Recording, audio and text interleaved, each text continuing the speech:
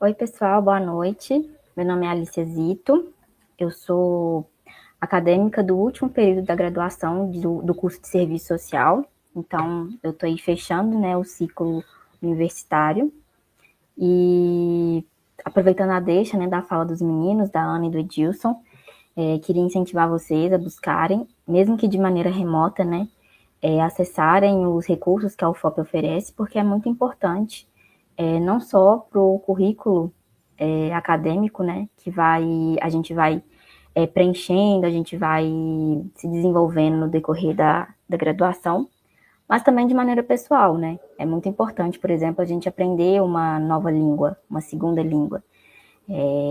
Isso demarca a gente como pessoas cada vez mais capacitadas, cada vez mais críticas.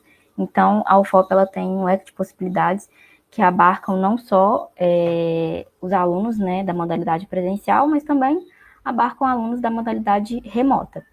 Na aula de abertura, a gente viu que a maioria dos alunos, né, uma grande parte dos alunos, são alunos do EAD, e eu parabenizo vocês pela dedicação, porque não é fácil.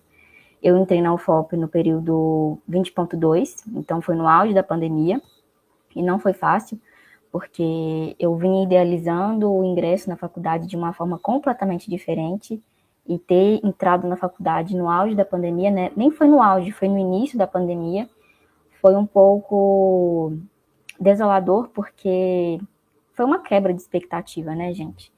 E o ensino remoto, né, a educação à distância, por mais facilitadora que seja, ela não é fácil, pelo contrário.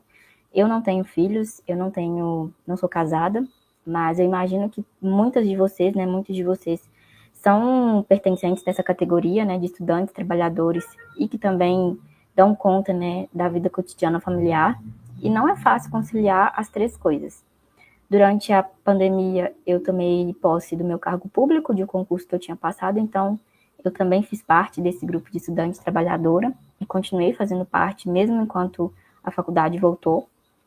Eu trabalhei na área da educação por 7 meses, conciliando, né, no primeiro período, o trabalho com a faculdade, mas no segundo período da pandemia, eu optei por trancar o curso, porque eu não conseguia focar, não conseguia dedicar minha atenção a todas as esferas da minha vida, e mesmo não tendo filhos, e mesmo não tendo uma casa para cuidar, eu ainda assim não estava bem psicologicamente, mas eu acredito que poucas pessoas podiam afirmar que estavam bem, né? A gente estava num período pandêmico em que a vida normal não era tão normal assim, a gente teve que se adaptar a coisas que a gente não imaginava, mas compartilhando um pouco da minha trajetória com vocês, o sonho da faculdade, ele estava muito além do que só o período da pandemia, né? Só o período pandêmico.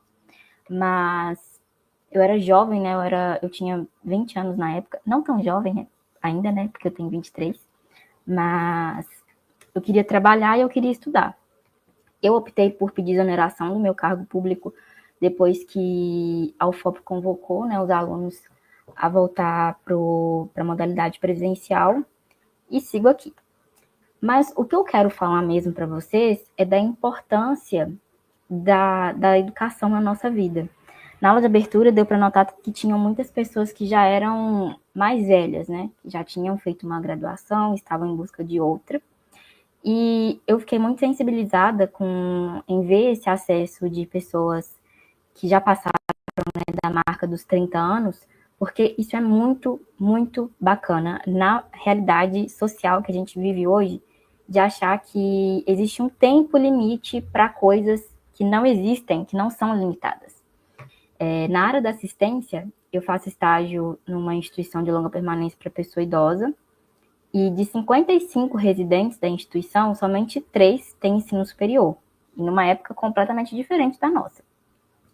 Mas a minha fala mesmo é para, além de parabenizar todos vocês por estarem se desafiando, né, indo em busca de uma graduação, seja de forma online, seja de forma presencial, porque não é fácil a gente seguir por esse caminho quando ele é tão precário e ele não oferece as condições necessárias para que a gente continue.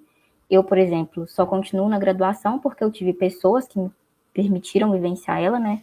Os meus pais, principalmente, mas porque a UFOP tem uma política de cotas que é muito boa.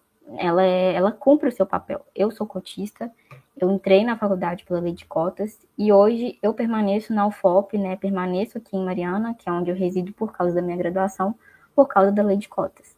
Eu recebo bolsa permanência e recebo bolsa alimentação. E isso, assim, mesmo que pouco, porque eu sobrevivo com esse dinheiro, ele é o recurso que me mantém aqui.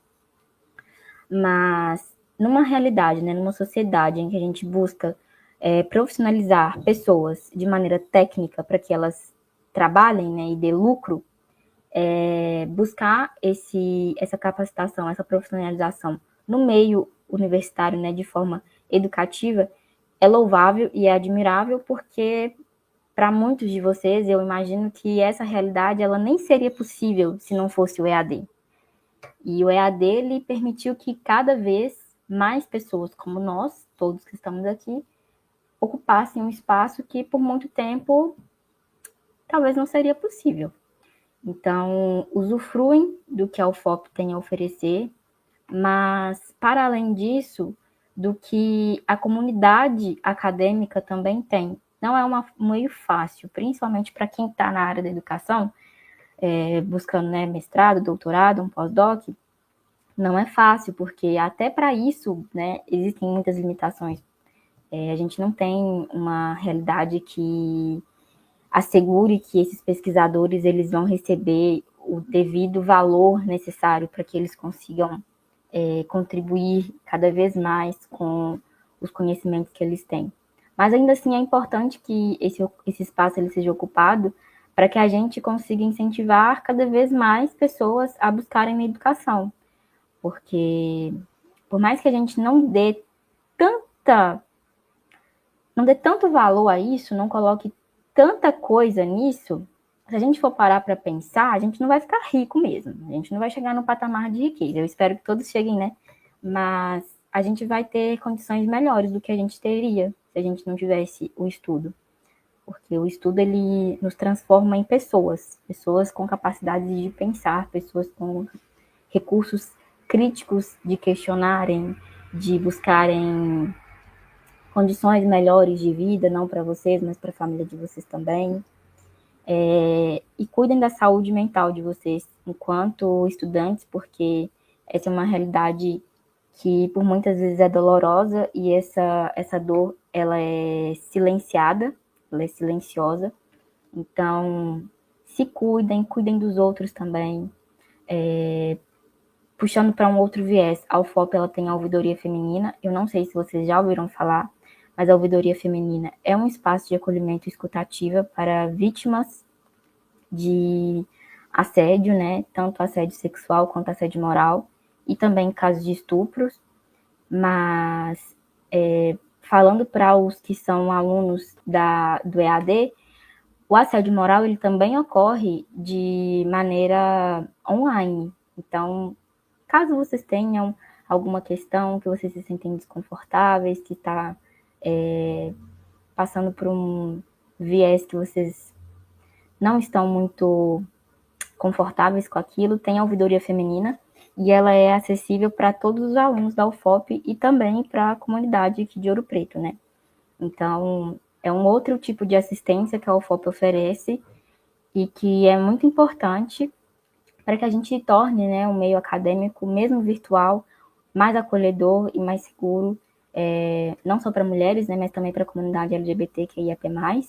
Então, saibam que no espaço acadêmico, por mais difícil que pareça, né, e por mais desconhecido que seja, existem pessoas e existem recursos que estão aqui para garantirem o acesso de vocês a direitos básicos para a sobrevivência de vocês em vida, mas também no meio acadêmico. E é isso, gente. Eu espero que vocês estejam gostando do curso, que a gente possa ter uma troca bem legal na aula de hoje. E estou disponível. Obrigada pelo tempo de vocês.